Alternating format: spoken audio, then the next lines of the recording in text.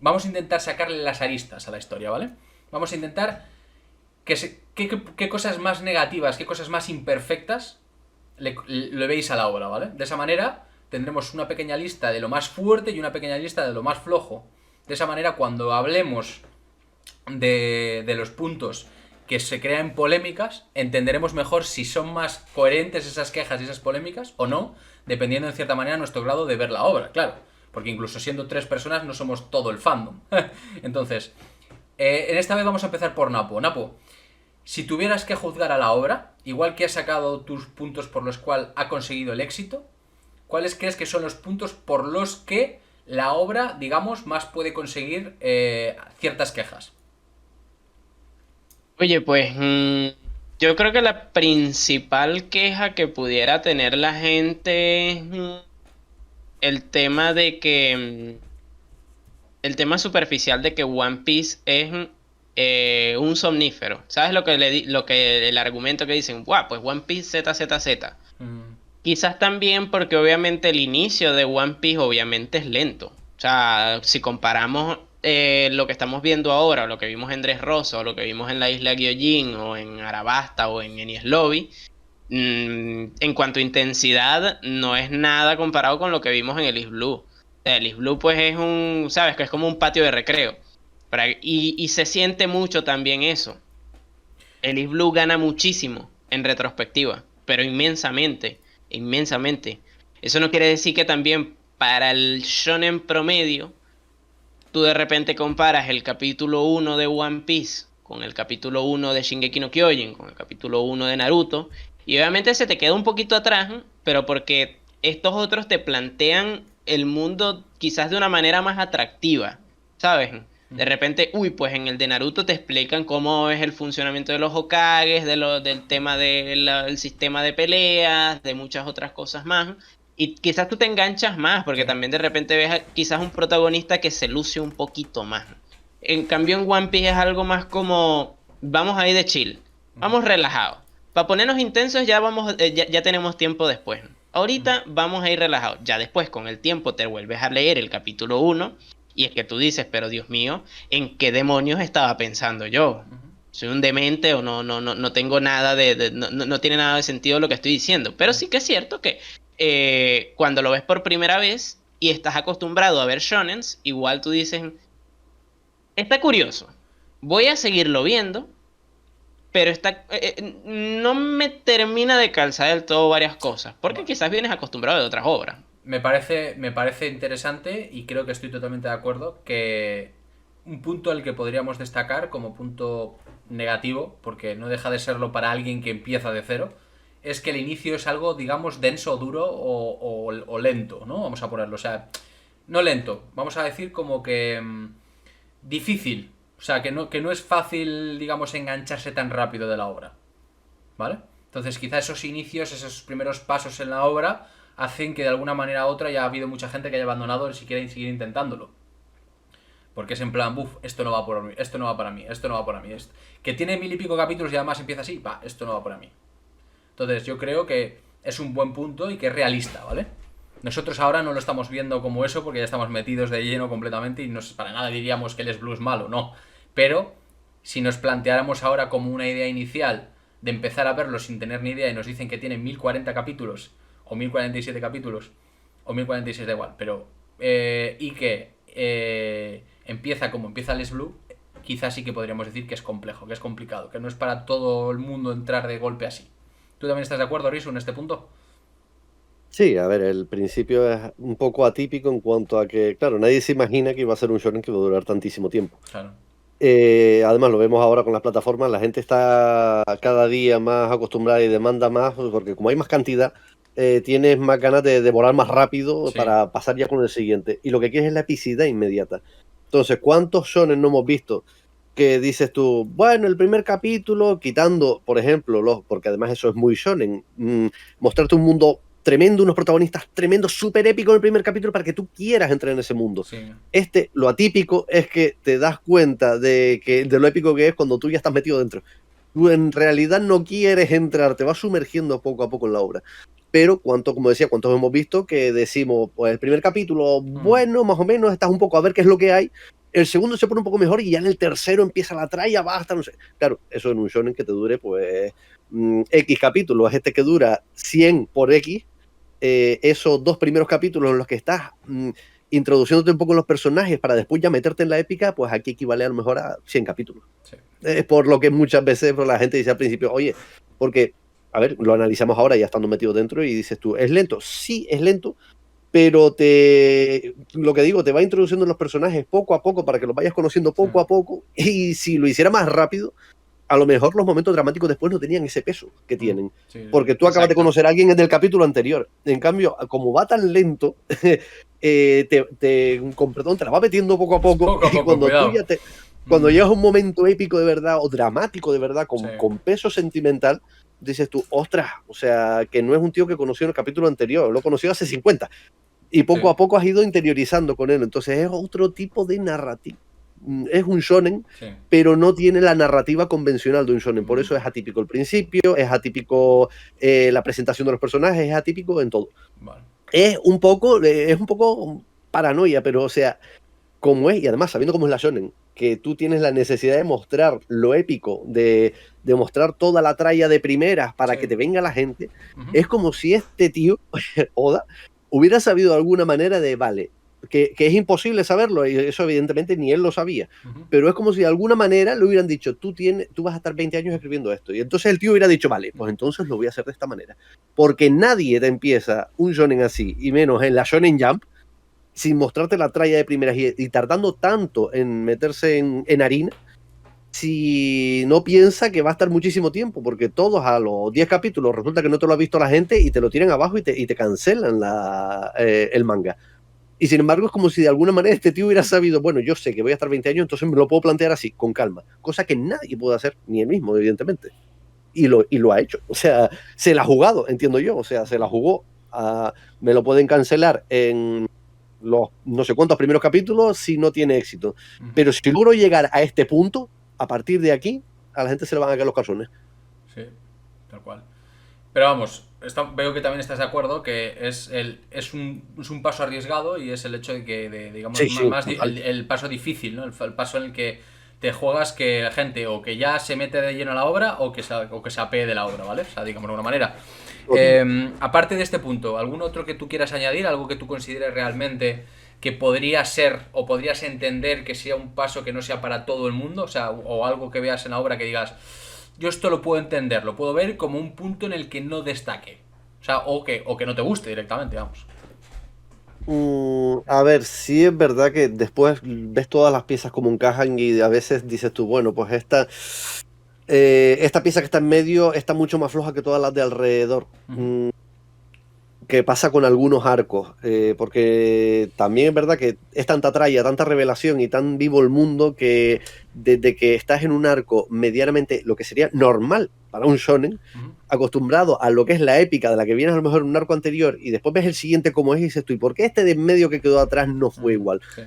También evidentemente nadie puede mantener ni la narrativa, ni la calidad, ni que todos los villanos sean la releche, porque también hay algún villano que lo ves y dices tú, Dios mío, o sea, para hacer One Piece este villano me deja un poco que desear, ¿sabes? Pero claro, viendo la gente tan épica que te logra meter, dices tú, pues este le quedó un poco flojo.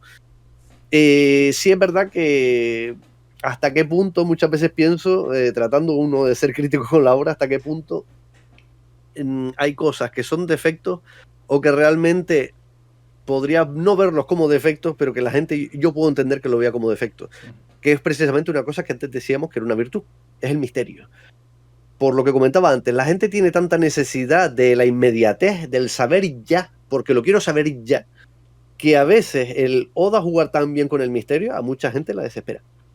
O sea, yo tengo un amigo que precisamente dejó One Piece porque decía, tío, yo no me puedo esperar tanto para saber algo. O sea, yo me puedo esperar 3, 4, 5 capítulos y que me cree un poco de hype. Pero que pasen 50 capítulos, no me hayan resuelto esto, y todavía no sé si van a pasar 200 más o tú sabes, o 500, y todavía no saber esto le quemaba por dentro. Entonces, hay cosas que para gente son virtudes y hay gente que para otros son defectos. ¿Sabes? ¿Hasta qué punto? Y además siendo una obra que interioriza tanto a la gente, ¿hasta qué punto dices tú el misterio es? Porque los mismos cliffhanger al final del capítulo, o sea, es un guiño a los shonen, evidentemente, pero muchas veces abusa de ello.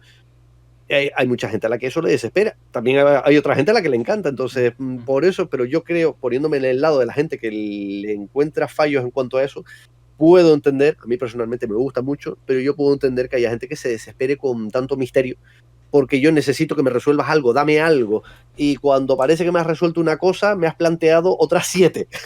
Y cuando de esas 7 me has resuelto 2, me has planteado 16. Entonces, puedo entender que haya gente que la achaque como el excesivo misterio para ciertas cosas y, entre comillas, la poca información que da. Pero claro, eso va en base a lo que decía antes, de que es un anime, un manga atípico en cuanto a la narrativa. Es muy prolongado, muy extenso en el tiempo. Vale, ok. En el primero que has dicho, o sea, yo he conseguido sacar 2 puntos de tu charla, ¿vale?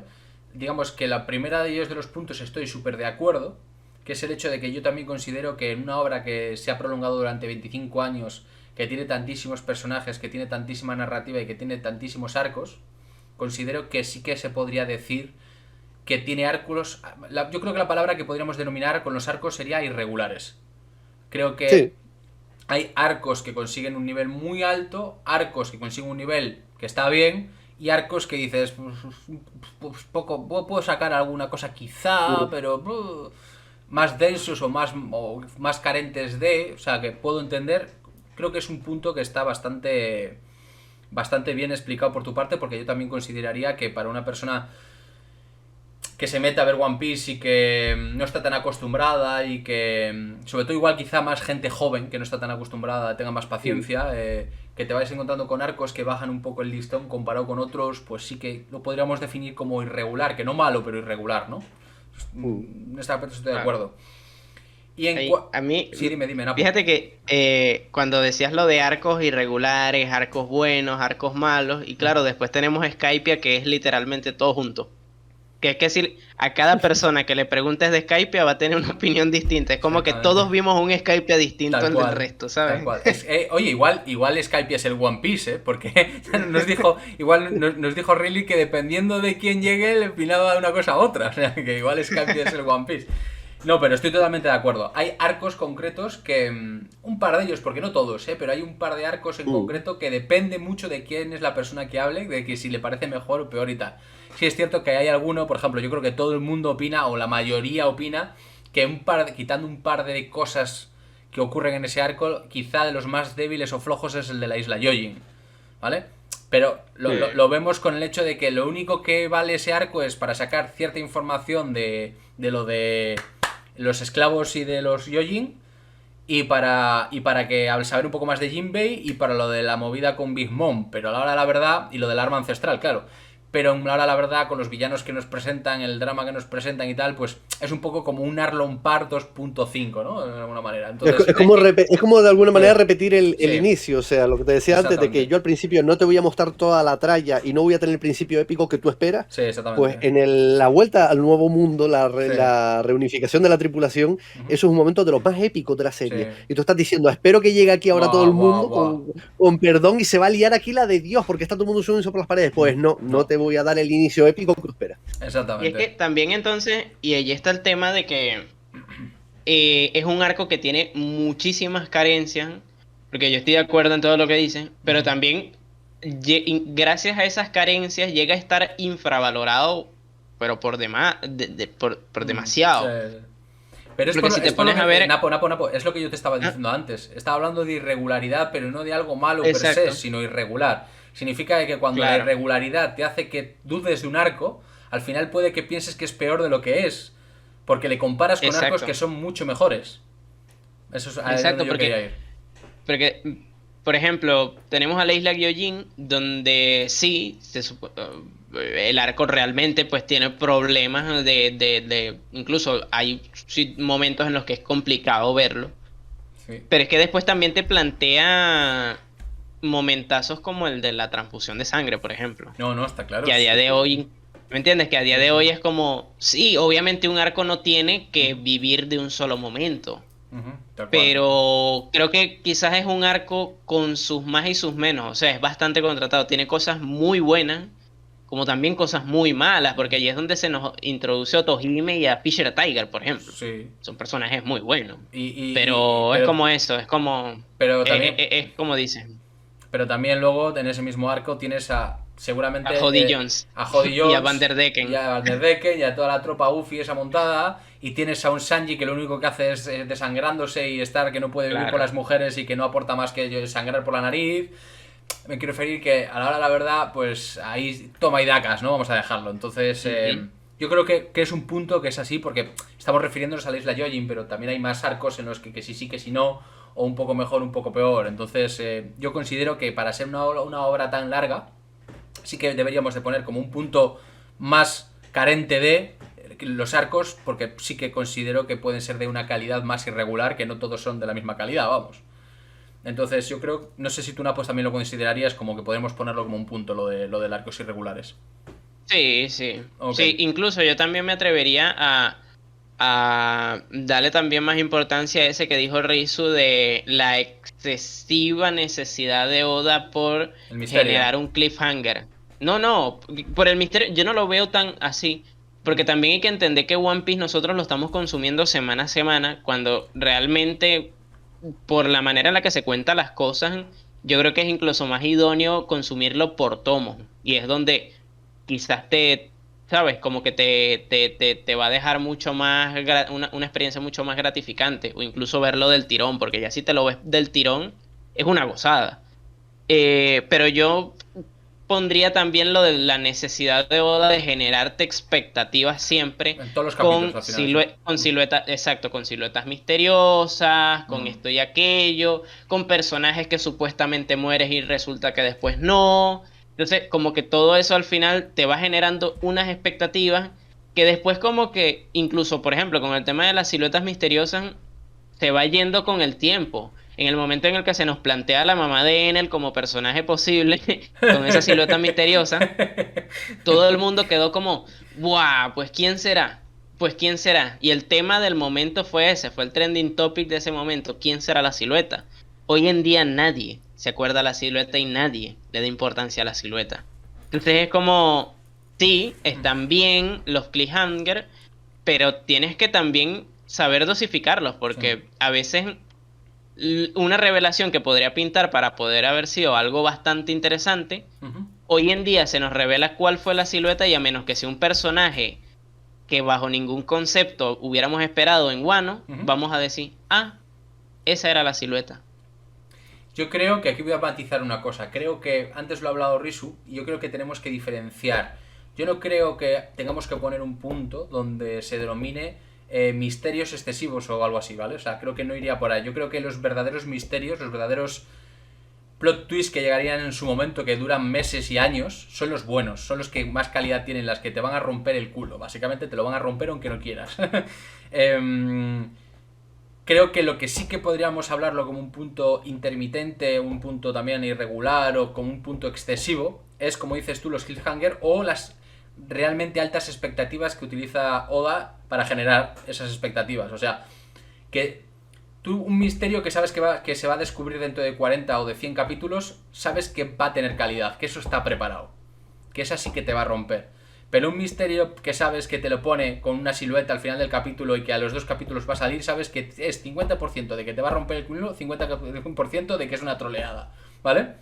O a un 50 también, que mucha gente dice hasta qué punto no quería mostrar Ah. realmente sus cartas en ese momento, o hasta qué punto realmente todavía no lo tenía pensado. Cuando nos hablan de los Yonko por primera vez, todos recordamos las famosas siluetas que nos aparecían, Sí, sí, que la sí, de claro. Kaido, o sea, era de un huevo una castaña, lo Sí, que se parecía a sí, Kaido. sí, sí, tal Hasta cual. qué punto era, no tengo todavía el diseño planeado, que yo creo que algo más o menos tenía que tener pensado, pero hasta qué Sí. punto entonces era, no quiero mostrar mis cartas y mostrar lo que es para que cuando te lo presente no sepas qué es él, y hasta qué punto es, no lo tengo preparado todavía, ¿sabes? Que es un misterio que te ponen y dices tú, vale, me he quedado con este misterio y yo me esperaba un tío y ahora resulta que es otro.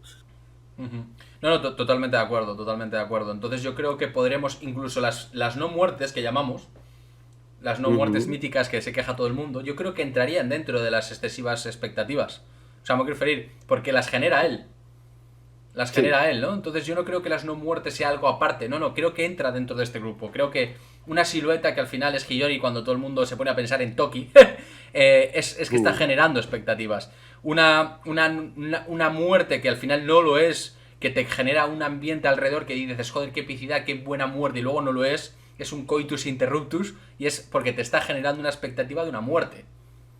Entonces, para mí yo creo que debería de entrar, no sé si estaréis de acuerdo vosotros, ¿vale? Pero yo creo que podríamos incluir tanto las no muertes como los misterios de siluetas, como el, wow, ¿qué va a pasar en el siguiente capítulo? Mira cómo lo he dejado y al final no pasa lo que pensamos. Todas esas cosas creo que las podríamos incluir todas en generar expectativas excesivas. No sé qué opináis. Napo, ¿qué opinas tú? A ver, sí, yo creo que yo creo que lo podríamos vincular a eso. O sea, como que al final es intentar esa constante generación de expectativas cuando realmente, oye, no hace falta. O sea, a veces incluso el capítulo termina siendo hypeante no por la última viñeta final, sino porque lo que vimos antes. Exactamente. Ve como el caso de cuando Sanji despierta el exoesqueleto. Ese capítulo fue rimbombante por eso, pero también por lo que pasó antes. Y es que se nos revela el CP0 fuera de Wano. Sí, tal cual. Entonces, y no es un misterio, es que está ahí ya. Es como, toma, pum, ahí lo tienes. Exacto. Entonces allí es como que a veces tampoco hace falta dejarnos una viñeta súper rimbombante, un misterio súper espectacular, o pintárnoslos como tal, cuando a veces quizás es incluso mejor, a mi gusto, agarrarnos con los calzoncillos abajo y es como que, mira, esto te vamos a dejar plantado algo curioso aquí. Algo que si tú no te percatas no te das cuenta. Y de repente después ese algo curioso dentro de 15 capítulos te va a dejar, bueno, con los pelos como escarpias. Tal cual. Yo creo que así tendría, o sea, también eso tiene su valor y creo que en eso quizás Oda no lo utiliza tanto a corto plazo. A largo plazo, obviamente, sí. Sí. Hombre, manda cojones con lo último que estamos viendo con lo de Nika. Pero, ¿sabes? Pero yo creo que a corto plazo pudiera también hacer eso.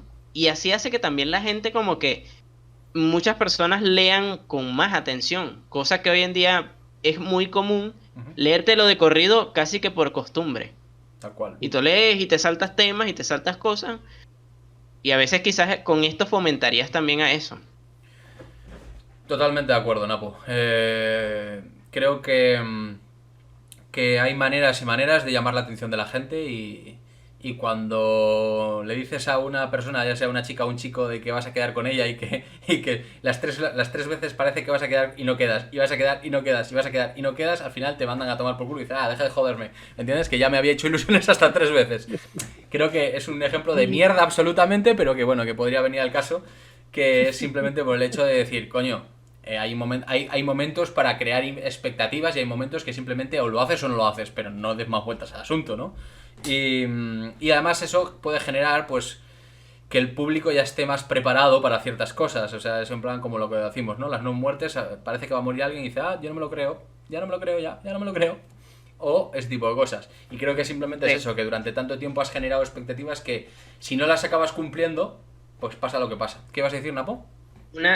Por ejemplo, un ejemplo de este es el Raizo está aquí y está vivo. Y es que desde el principio de Soul te lo plantean como una realidad. No, amigo, Raizo no está aquí. Jack, Raizo no está aquí. Sí. Y es que allí después te agarran con los pantalones abajo. Sí. Y te dicen, no, espérate, amigo. Espérate, prepárate, ponte un pañal. Porque aquí tenemos a Raizo. Sí, tal cual. No, que es un ejemplo como cualquier otro de cómo generar bien la situación. O sea, está claro. O sea, es así. Pero hay maneras y maneras y yo creo que como un tercer punto lo de generar expectativas excesivas entra perfectamente porque creo que a veces se pasa. Vamos a decirlo en que a veces cumple y otras veces no cumple. Más bien igual no cumple que cumple, pero vamos a decir que como hace tantas, pues que es como también puede ser irregular. Vamos a dejarlo ahí. Sí, como dice Napo, muchas veces no hace falta tanto. Pero sí es verdad que en ese aspecto soy, digamos que cuanto más tiempo llevas metido en esta historia, entre comillas, un poquito más más subjetivizas todo. Sí. Y a mí de alguna manera, entre comillas, me gusta. O sea, yo lo veo entendible y respetable perfectamente. Es más, me parece lógico que sea una de las cosas achacables como defecto, pero como antes decía, hay cosas que a gente le parece defectos, a otras le parecen virtudes. A mí, no voy a decir que me parezca una virtud, pero a mí personalmente me gusta porque es un sello, es un marchamo muy característico de la obra. Sí. El tener el high constante. A lo mejor me empiezo a ver otra serie ahora que me tenga tanto misterio y tanta cosa y como dices tú, carajo, o sea, resuélvemelo antes. Pero ya, cuando llevas tan metido en esto, se me parece un sello tan característico que a lo mejor a otra obra igual no se lo permitía. One Piece, como ya son tantos años, ya lo tienes tan asumido, tan normalizado, que a mí por lo menos, a mí particularmente me gusta, pero sí entiendo que es achacable y eso no quita para que pueda entenderlo como también un defecto de mucha gente y que mucha gente diga, oye, pues tropeo la serie por esto.